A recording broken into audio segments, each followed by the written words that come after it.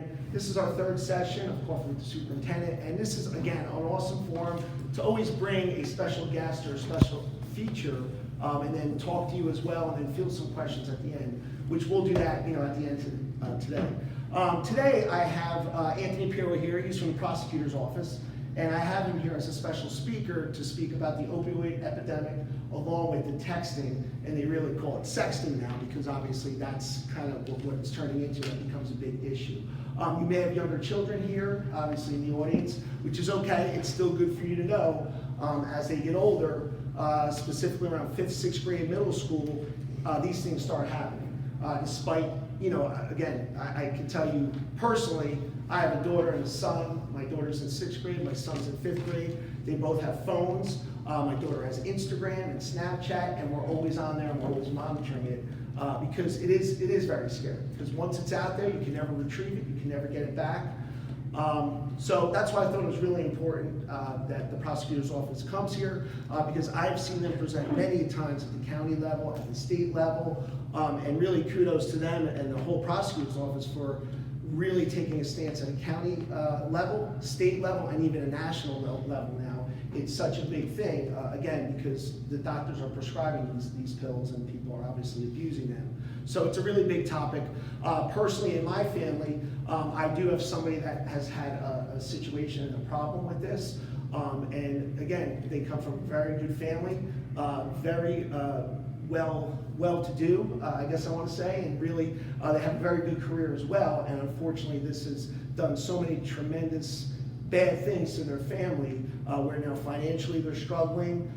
There's a lot of issues within the family and their children, so it's kind of hit home for me as well. So that's why I thought these two topics are really important. So really, without further ado, Anthony Pirro is just going to touch on those topics. So thank you, Anthony, for coming. Thank you. I want it to be informative to you. I want it to be useful to you because these two things are just really important. And it's funny, I'm going to say this about Mr. Chidiak. These things are just so cool. I have 4 kids that all have gone through this school district. I've lived here for about, 12 years now. My oldest children were the first class to the PLC, and we've been here ever since. And it's these reasons that we're here. I have to tell you, I love this district. When they were here, they're all now over in Southern, and it's equally, phenomenal. They all do a good job, and these are the reasons why. So I encourage you to bring friends to address these issues. You have really good people that work here that want to, answer your questions, that want to be in tune with your concerns. I happen to go to all the superintendent's meetings, and I know that both Mr. Henry and Mr. Chidiak are two of the guys that are really involved, that really want this community to be what I just said it was. I couldn't imagine living anywhere else, to be honest with you. I really love it here. I love this district, and our kids have really done well here, and I think it's because of your leadership and Mr. Henry's, and I appreciate that. But there's scary things everywhere, and I'd be lying to you if I told you we didn't have the same issues that every other town had. I'm going to start with a couple of just funny personal stories. So Joe Coronado is now the prosecutor. He was appointed about 5 years ago, and really soon on we had this opiate thing hit really hard, and we had a lot of people were dying, and it became really obvious that we had an issue in the county. So we started talking about ways to address it, and one of the first things we wanted to do was talk about it, to make sure that people knew that it was out there, that these things were out there for a number of different reasons, which I'll talk about. But very soon thereafter, I was talking about it to a friend of mine who lives in another county, and we had kind of gone public with some of the issues and started to talk about it, went on the news about it, really highlighted it. And this person and friend of mine in the other county were like, wow, you guys have such a bad drug problem in Ocean County. And I thought, well, that's funny because you have it as well, you're just not talking about it yet. And I just thought it was so great that we were talking about it, just because these things were hidden for years. People didn't talk about it. People were ashamed, people were afraid, people were just embarrassed about it, And I think that was one of the first things we wanted to do was break down that barrier. And you started with it, that you have it in your family. I'll tell you, I have it in my family as well. That there's not a person probably around that you can talk to who it hasn't touched in some way, and yet none of us were talking about it. And it was this secret, like, we don't really talk about that person, and pretend like they're not around. And that doesn't help because it's destructive to a family. It's destructive to a family. And when it gets to that point where it's actually opioid addiction, it is really difficult to recover. It is really difficult to work through that process.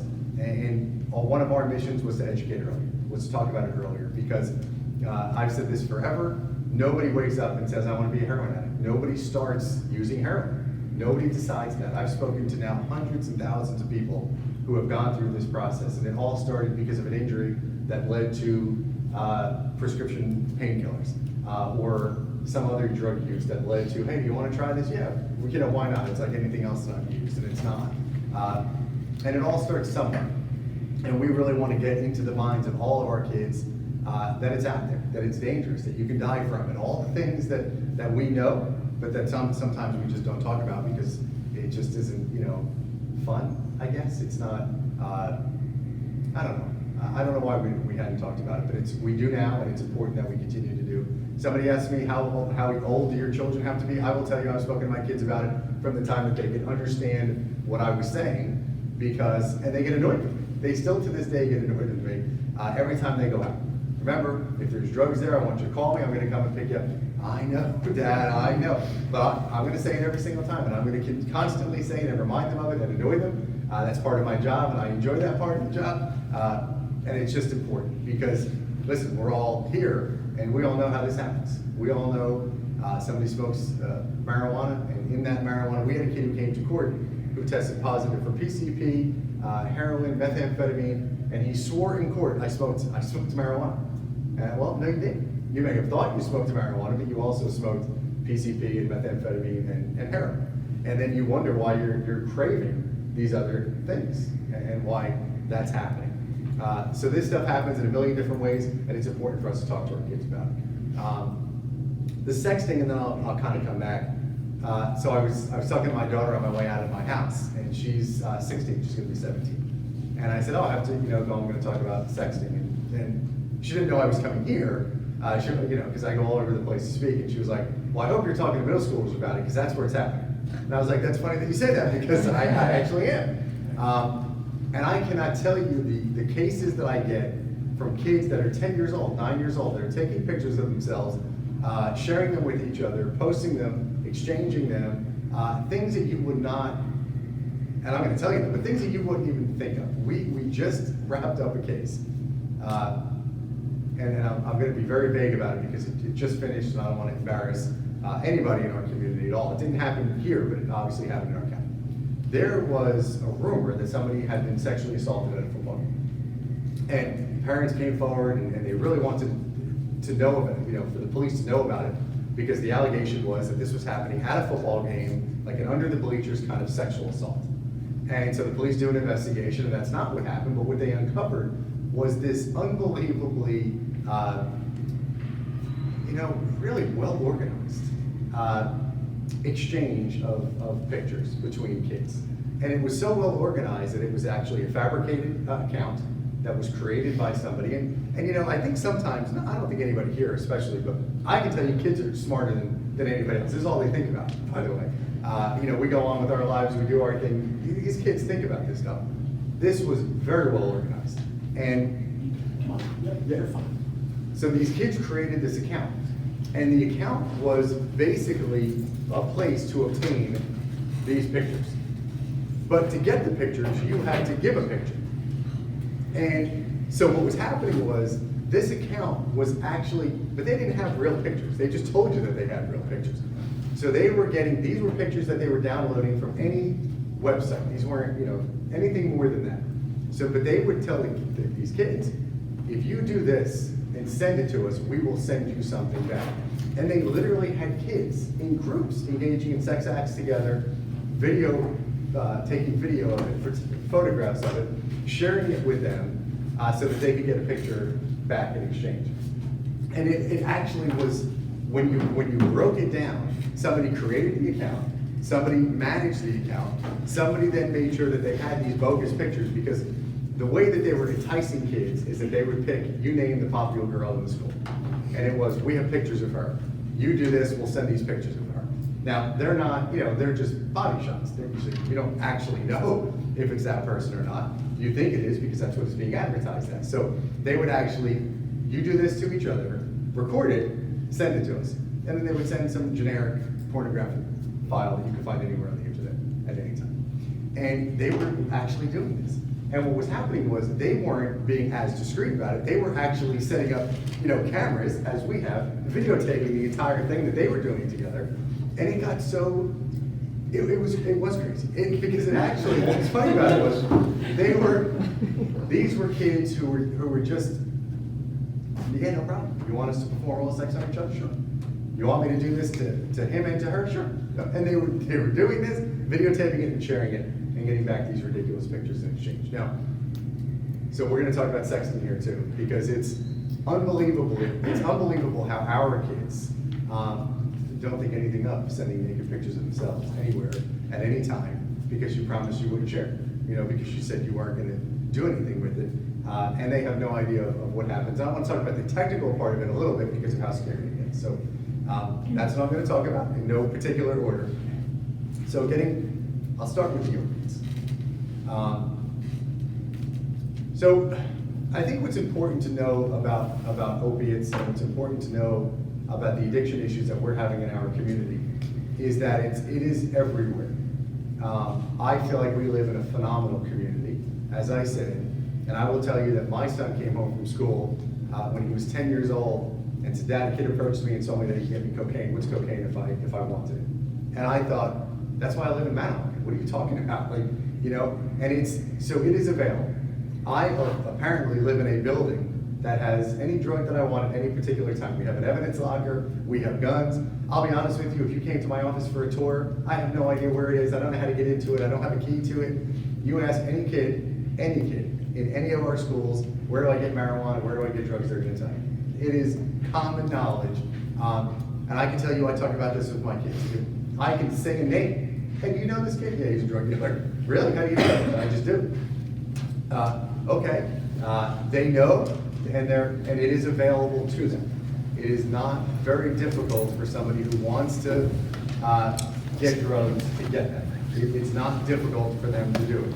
So that means that we have to educate them on what drugs are really about, what drugs really do to them, what actually happens. I will tell you that we have parents who need to educate themselves, as I tried to do, and as we all should try to do, on what are the signs and symptoms of it. One of the women that I speak with all the time who's in recovery started using opiates in the form of prescription painkillers when she was like 14 years old. And she dabbled with it, didn't think anything of it, and they went on a cruise. And this is her story, so I don't want to take too much of it, but as they're on the cruise, she starts to feel nauseous. And she's like, I think I'm getting seasick. I think something's going on, I just don't feel right. And didn't equate the nausea with opiate withdrawal. She was actually in withdrawal, and as soon as they got home, and she took another one, she's like, I feel great, I feel good. And it actually then starts to change your brain chemistry. When I talk to people who are in addiction, or to parents of kids who are in addiction, they say, this is not the person I knew, this is not the person I raised. And that's actually physically correct. It literally changes your brain chemistry. They have MRI photographs of the way that it affects your brain chemistry, to the point where the desire to be high is greater than the desire to be clean. And that's why recovery is so difficult, because it's not that they don't want to be clean, it's that they're being hardwired to not be clean. Their brain is changing to want the substance. And it's not as easy as don't do it. It's not as easy as just say no once they're in the throes of that. It is a really difficult thing. So what do we need to do as parents? We need to educate ourselves on medication. I'm on a committee that we're trying to get like a know your meds kind of thing out there, because a guy I work with, his daughter had wisdom tooth removed. Goes to the dentist to get the wisdom tooth removed, and he gets a prescription of 60 oxycodone. 60 of them. They're addictive after possibly as little as 3, as few as 3. And when I was growing up, it was take the medication the doctor gave you, take it.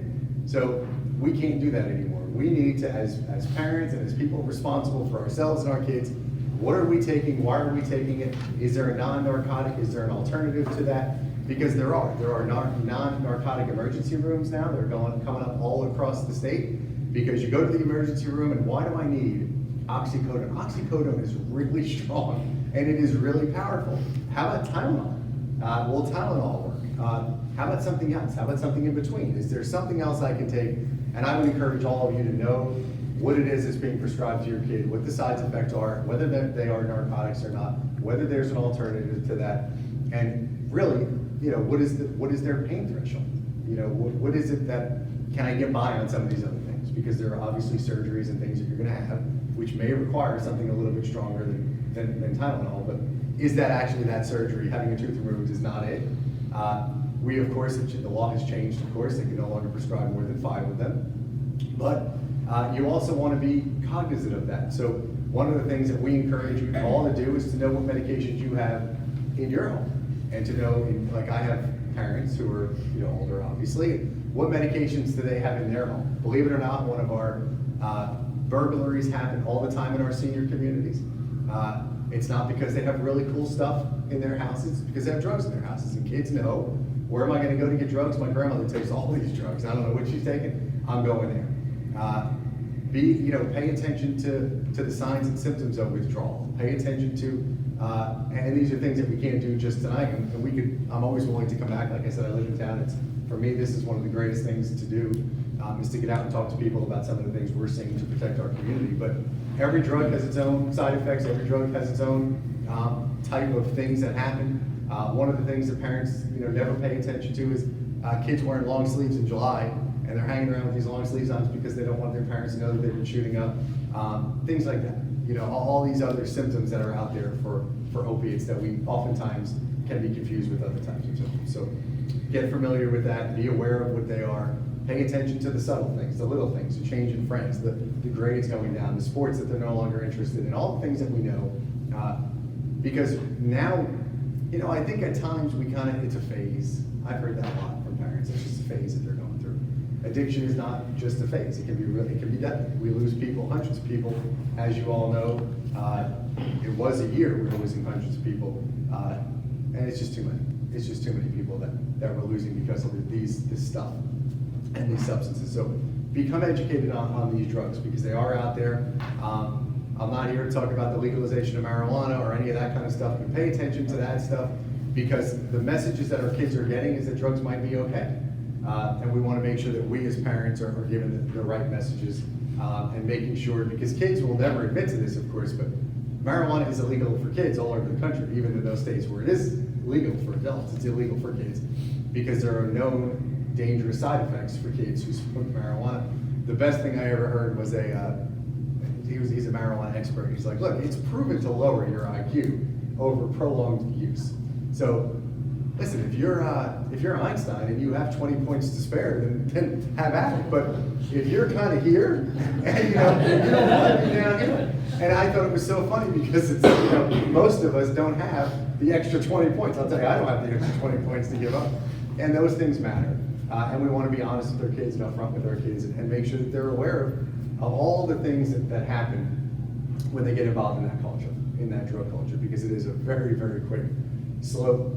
I will tell you just by way of experience, I have found kids in particular, because of their other vulnerabilities, to become very addicted very, very quickly, just because of the nature of who they are, the desire to fit in, the fact that they're younger, the fact that their brains differently, the fact that they're growing, the fact that I learned more about brain science doing juvenile work than anything else, but their brains are developing, they're still growing, they're at this time in their lives, they're developing all those connections in their brains, and now is not the time to introduce substances, especially the opiates and things like that. So I want to open it up because I don't want to jump too far ahead. Any questions about the opiate stuff that I haven't talked about or answered, or don't be shy.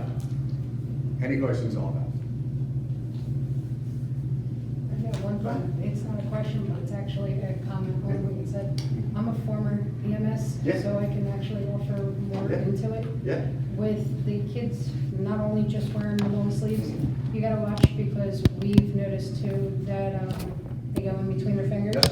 their toes, Yep. their thighs, and don't be surprised if you see them on their private parts because they're gonna go where people aren't gonna look, where they're not gonna see them. Yep. We noticed that they were doing that. We noticed that they're finding more and more things to get into. Now they're getting into the household cleaners. Yep. They're getting into the paints again. They're getting into the spray paints again. They're getting into different things.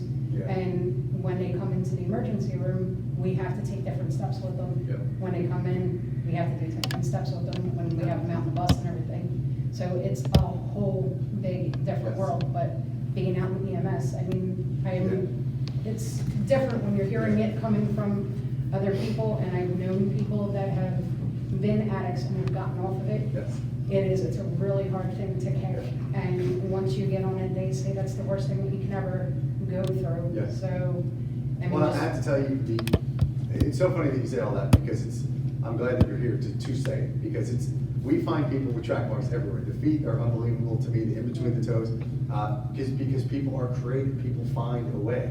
And as parents, we just want to be aware of that. I literally, we got called, not me personally, but we got called to a home because a parent found things in their kid's room and they were throwing them out. They didn't know what they were.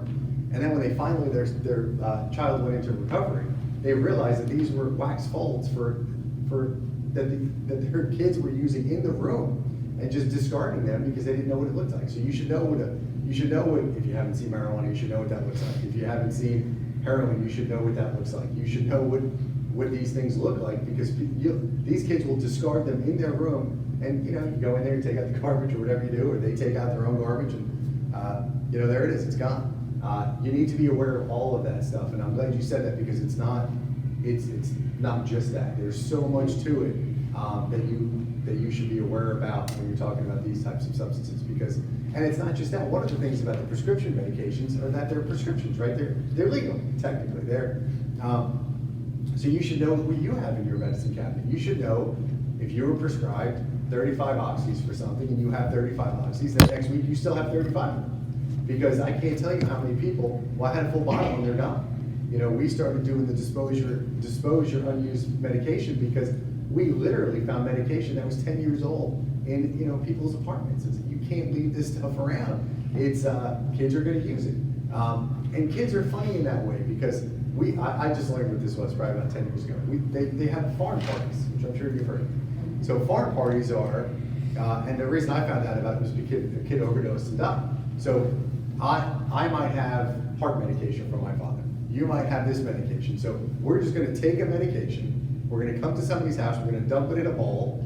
And on your way into the party, you're going to grab whatever. You're going to grab it, take it, and go on. You have no idea what you're taking, which makes it really hard for the doctors and the EMS. What did you take? I don't know. It was blue. It was green. I have no idea what I took. And I actually had a kid who ended up dying because he took heart medication and another suppressant that slowed down his breathing. He stopped breathing and died because he took this load of medication, had no idea what it was, and it was cancer medication. It was all this stuff that kids will use, like you said, the pain stick. All of these things we need to make sure that we're talking to our kids about, because I think the end result of this is to make sure that we're not. The woman I told you about with the nausea on the cruise ship, when she realized what was going on, she was afraid to talk to her parents about it because she was ashamed. And the more she was ashamed, the more she used. And the more she used, the more she was ashamed. And never was able to open up to anybody until she was really a full-blown addict and was shooting up heroin and doing all sorts of crazy things. So make sure that you're talking to your kids about it. A lot of the events that we do, we want kids and parents to come together, because talk about it on the way home. What did you think about what that guy said? Maybe you think I'm an idiot, but at least you're talking about it. And that opens up the door to communication. Do you know anybody who's used? Do you know the kids that have used? And those kinds of discussions that hopefully by bringing this to light, we're not, don't talk to me about drugs. I don't want to hear about drugs. And the thing that we all do, I did. I'm a hypocrite if I tell them not to do. Don't do stuff like that, because there's a lot different things going on today that were going on when we were kids in terms of substances, what they are, the strength of them, what they're made of, what's out there. I will tell you that we are seeing almost exclusively anymore the heroin overdose cases to be laced with large amounts of fentanyl. Fentanyl is completely deadly. Believe it or not, the police officers have now been trained. They don't take it. You guys probably don't either. They don't touch anything without gloves. Because there were 3 police officers in Atlantic City who themselves started to overdose when they collected the evidence because of the strength of it was actually elephant tranquilizer that they touched. It immediately was absorbed into their body and they started to have overdose symptoms. So we don't allow our detectives anymore to go anywhere and take anything without the proper gloves and other things that they need. I'm sure you guys are doing that. And, you don't know that when you take it, by the way. There's not a little thing on it. And here's the funny part about that. About 4 years ago, we found out that one of the major stamps of heroin that was in our county was a stamp that was called Bud Light was the stamp. And Bud Light was killing people because it was laced with large amounts of fentanyl. So we decided to educate the community. Don't take the Bud Light heroin because it's laced with fentanyl.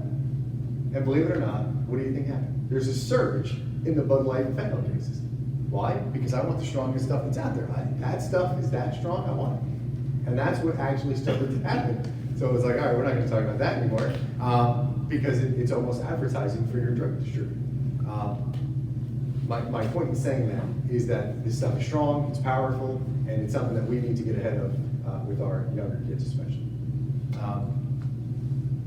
You're fine now, you're fine. So the sexting, I want to talk about that too because of what happens.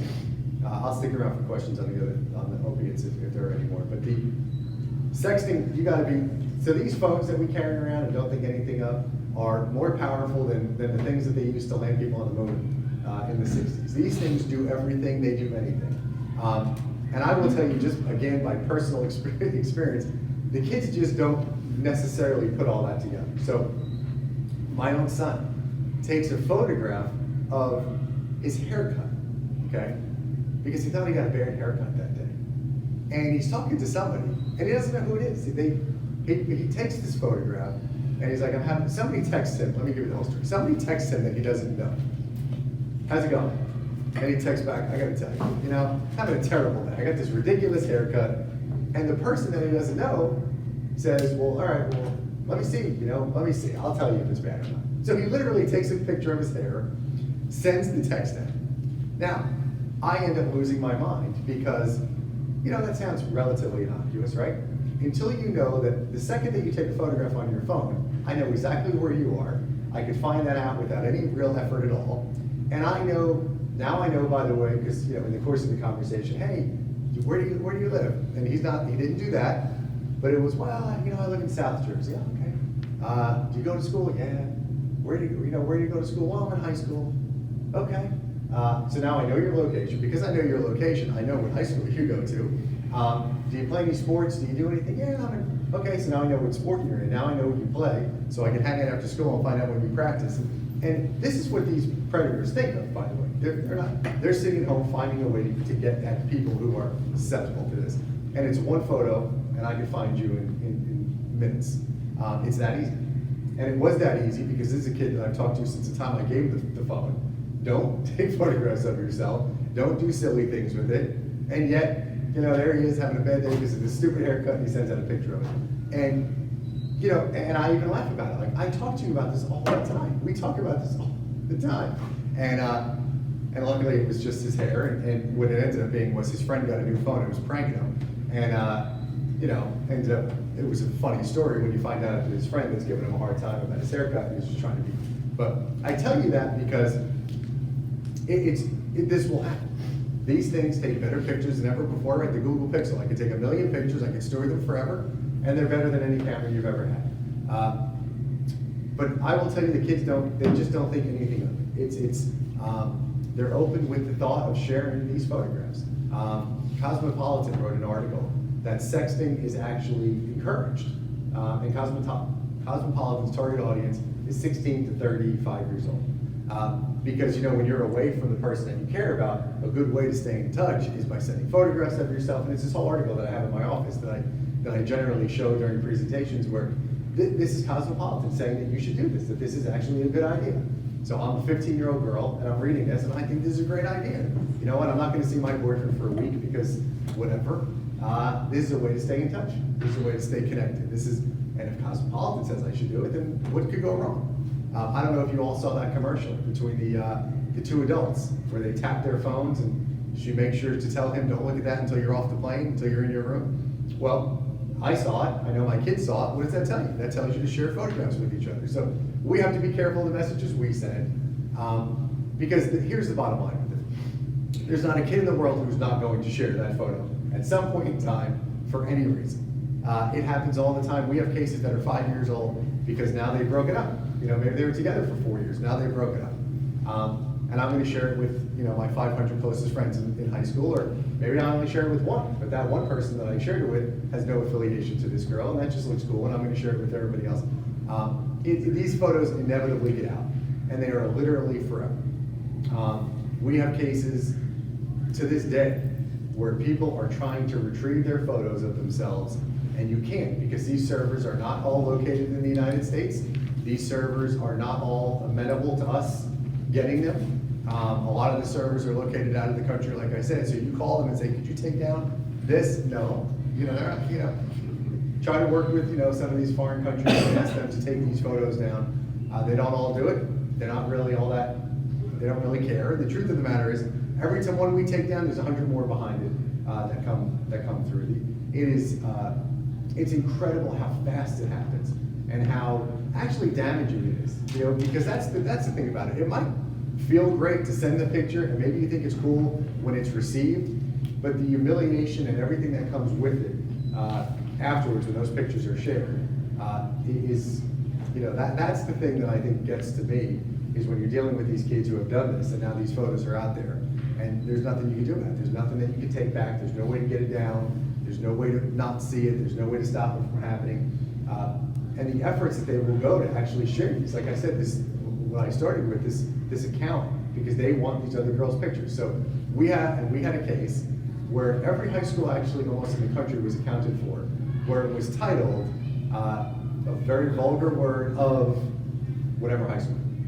So these are all photographs that somebody has compiled of girls who live in Lacey Township, of girls who live in Stafford Township. So if you want to go and look at the girls of Southern Regional, you can go on there and they have photographs, and they've compiled all the girls in Southern Regional who have taken pictures of themselves and put it out there. And this is done for every high school in the country.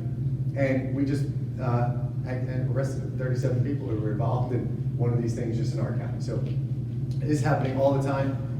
We do see, typically we're seeing, I'd say about 10 years old. It generally stops by the time they hit about 16. They kind of get it, I think, by then. But I'd say about 10, these things are happening all the time. They're readily shared, and it's happening all the time. So don't think it's not happening. Make sure that you're checking their phones. And really, I don't even like doing that, to be honest. I will check my kids' phones, and they know that the threat exists, and I might look at their phone at any time and for any reason. I have all their passwords and everything. And I remember my middle son was like, well, I'm not giving you my password. I said, well, I'm not giving you my phone. So give it back. So we have all their passwords. And every once in a while, I might do just a spot check just to keep them honest on it. But you don't even need to go that far. Talk to them about it. Make sure that they understand that these photos don't come back, that what's going to happen to them, because everybody shares it. Everybody shares it. And it really, it cycles out of control fast, because you're talking about emotional people to begin with. These are young kids. And I will tell you, the more emotional people are the parents. This stuff, when it hits the fan, this stuff becomes very alarming to us as parents, that our daughters, our sons' pictures are out there. That's the other thing I want to dispel. These are boys as well. The case that I was talking to you about, it was two boys who performed oral sex on each other in exchange for a picture. So this is not just a girl thing. This is everybody. So make sure that if you have sons as well, that you're paying attention to them doing it, because then they do it. We have cases of equally, pretty much, of boys and girls that are sharing photographs of each other. So talk to your kids about that. Make sure that they understand the ramifications of it. We have a whole video slideshow that we put together. There is not an agency in the world anymore that doesn't Google you when you go for employment, that doesn't look you up on the internet, and these things come up. We actually did it with somebody. We ended up doing a Google search to make the point that these photographs that are out there that you can actually find, and that they're out there. The other thing about photographs, which is a little bit more sinister than that, is we all put, I don't have a Facebook account, I don't have Snap, I don't do any of that stuff, and the reason for that is kids can be really crafty. So you put, and this is a real case out of one of our northern towns, girl puts a picture of herself having fun with a friend of hers, like a great adventure or something, and she's smiling on Facebook. A kid in her class captures the picture and downloads it. He then downloads adult pornography, a video of adult pornography, and takes still shots of the adult pornography. He takes her face out of her Facebook picture, which she's having a great time, and puts it on the picture of the woman in the adult pornography video.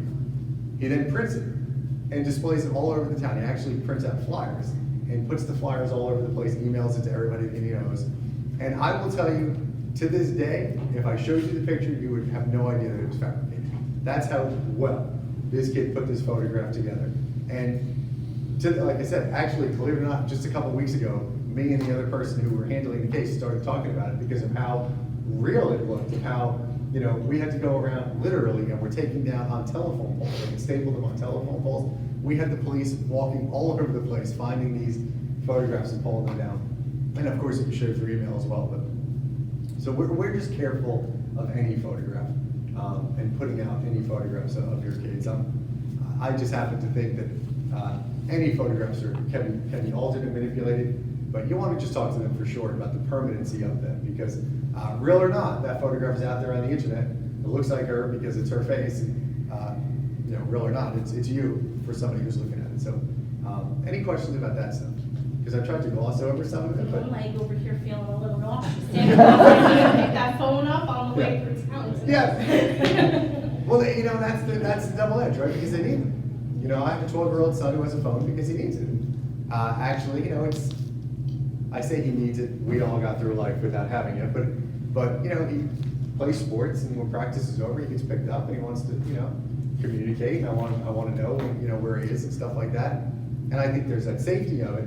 You just have to remind them to use it appropriately. I have, like I said, I've lectured my kids on all of these things, and I will say, if you want, of course, Mr. Chidiak will have you back. I have PowerPoint presentations on all this that show you videos and show you some of these things that I'm talking about. I didn't want to kill you with the stuff the first day out, but we have PowerPoint videos, all of it, on anything. Yeah, the videos, if I could jump in, the videos are actually great. I think it's called Will You Send? Yes. I believe it was produced by the Toms River High School students, and I think it's on your website. It is. Okay, that's a good one I recommend, and I can get that information out as well. Just to look at it, and it's the Toms River students actually acted out a whole scene of somebody sending an inappropriate picture, and then it just started with one, then got to like 500 other people. So that was very powerful. Yeah. That's something to look at. Yeah, perfect. Okay, yeah. And so, any questions about it? Yeah, is there any questions about anything? It's an open forum. Or anything? I work in the prosecutor's office. I do all sorts of things. Yes. I know one thing, I was a high school administrator before coming to Stafford, and I know, besides even the sexting, which was prevalent with the high school, you know, we would come across that in school administration, and then obviously I had to work with the police department on it. Yes. But even just vulgar comments being said, you know, from student to student. And I remember a good kid just made a bad decision in the cafeteria, was bored and wanted to flirt with a girl on the other side of the cafeteria and wrote a vulgar text, which I guess for a 14-year-old made sense, you know, but to no one else it did. And she shared it with the teacher, and all of a sudden, next thing you know, he's, you know, charges being pressed against him, and just that, you know, within that 15 seconds of sending it, he had a lot of consequences. Yes. From my office to then being interviewed by the school resource officer, and then being in front of a judge. Yes. Well, I will tell you, I went to a school to do a presentation on sexting, and I didn't tell you guys this because obviously it wouldn't necessarily apply, but there are a lot of criminal consequences. Literally and technically, this is distribution of child pornography. So anybody under a certain age who's engaged in a sexual act that is shared with other people is child pornography. And somebody sharing it with somebody else is the distribution of that. Well, that's a Megan's Law registration required offense, which means you're registered as a sex offender for the rest of your life. You can go to prison for it, you can go to jail for it. There are, so I'm giving this presentation to this kid, to a group of kids, and this girl right after it, she comes up and she's hysterical crying. She's like, "Are you here to arrest me?" And I'm like, "No, what are you talking about? What happened?" She's like, "I just sent one the other day." And I'm like, listen, we're good. We're good. I'm just talking to you about it. She literally was crying. Thank God there was somebody from guidance there with me, because I can't, you know, I don't know. I got a crying kid here. Somebody else, and they actually, she was really worried about it. And luckily, we believe it or not, what came out of that was that she was being pressured by some guy to send her these photographs, and she was taking pictures of herself and sending them. And it kind of broke that open, and we were able to go and talk to that kid, and like, you can't do that anymore. And she ended up being grateful for talking to us about it. But yeah, there are serious criminal consequences, potential, Now, I'm not gonna send a 10-year-old to jail if this is what's going on. And you wanna say that with some credibility, like, you know, it really depends, but yeah, I mean, it can happen. And those are the things that I don't think kids even think about really, are the criminal repercussions that could be out there if they engage in it. Like the case I was telling you about, those kids out of that high school, the ones that created the account, could end up being Megan's offenders. I mean, we uncovered hundreds of pictures of people that they manipulated into taking pictures of themselves and sending to them, and then distributed them, made them available to other people. I mean, they could be in a lot of trouble for stuff like that. And you walk into court, and it's like, what do you mean Megan's offender? I didn't touch anybody, I didn't do anything, and you know that. I tell kids this all the time. When you're standing next to your attorney, is not the time to think, you know, I didn't think about that. You know, it's well before here in court. But That's great. If anybody has any questions or. You live in a great town. Let me go back to the beginning. Yeah, we really do, but I just think it's important to just, inform. One of the things I found helpful was talking with parents that had kids that were older. So as my kids were transitioning into the middle school and into the high school, discussing with them, like, what are the things to look for? What influenced your kid to do this? Or what are the buzzwords that your kid, like the cut spot between Southern and Wawa? I didn't know that, but I knew that before my daughter got into high school. So if I ever heard her mention those woods, Yes. that sends up an alarm for me to like kind of investigate further. What is And that? I'm a little bit. Yeah, she's taking no, a- what is it? The cut spot? Yeah, what does that mean? The woods between Southern and Wawa. Yeah. Kids will cut class, and Oh, I what do you know think that. they're doing out there? Yes. Yes, Got it. holy yes. So, for me, I found that to be helpful, and then I could proceed to other things. And a lot of this stuff is available to you if you search it. So what that made me think of was texting. Have you ever texted with a kid? You know, like when I text, it's full words and it's, you know, it's boring and all that stuff. Well, a kid could say a whole sentence in like 4 letters. So I'm like, I don't know what any of this means. But there are actually like codes that they have on their phone for a parent in the room, for things like that, so that they're sending what looks to you to be a regular text, and it actually means my parent is looking at my phone. And these things are available to you to look for. Like I said, we could do a whole hour presentation on that because they speak a different language. Texting is a completely different language. And there are things that you want to be aware of, things that you want to look for when they get old enough to start texting with their friends, because you're right. One of the things that I tried to do was, all right, what does all this mean? Because there's the regular texting and then there's the subtle texting that they're not telling you. What does that mean? Well, that means, you know, we're doing this tomorrow. That's whatever. It's like, no, it doesn't. It means that I'm here watching your phone. So it's those little, and I tell you, it is cool when you catch them in it. It's like, that's not what that means. And they're like, you're old. How do you know? So, but just, I think that my end comment would just be, staying home, pay attention. All this stuff is available anywhere. I'm more than happy to come back. Yeah, and if anybody has any questions or about anything, we have in-house resources, we have out-of-source resources to get you. Sorry, I took up way too No, much that was time. great, because we are gonna have this on our parent series up on our Yes. website, so I really want to thank you Of so course. much for coming Of course. and really presenting this. Anytime. Kudos to the prosecutor's office for taking the progressive, proactive approach, so this is great. So again, thank you. No, thank you. I appreciate it. This is great. Thank you all.